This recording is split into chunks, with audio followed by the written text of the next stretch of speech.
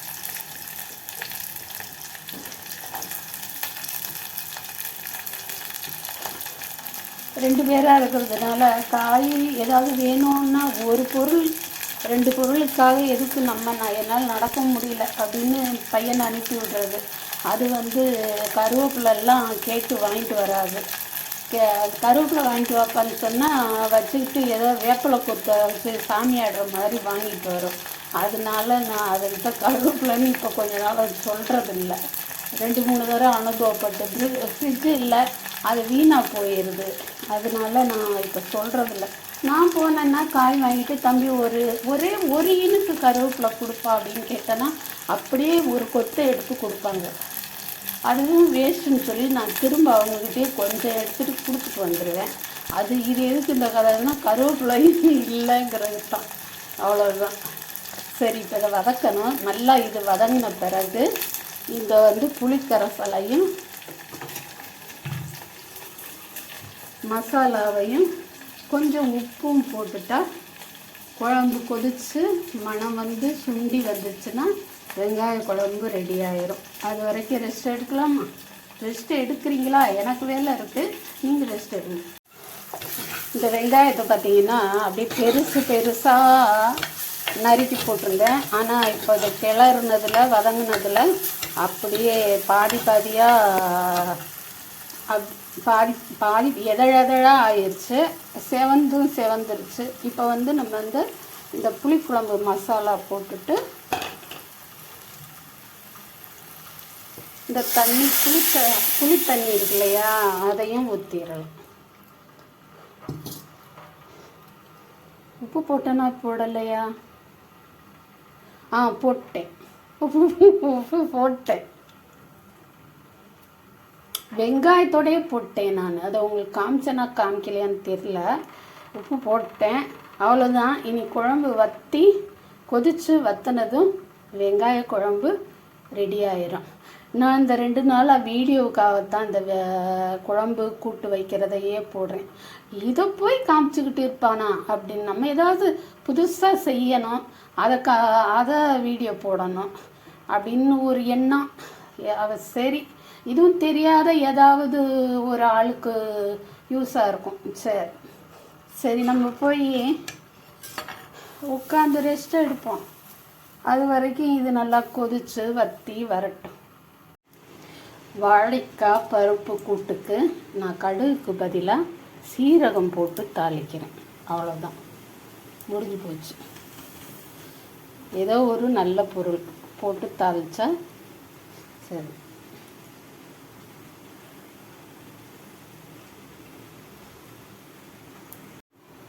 அவ்வளோதான்.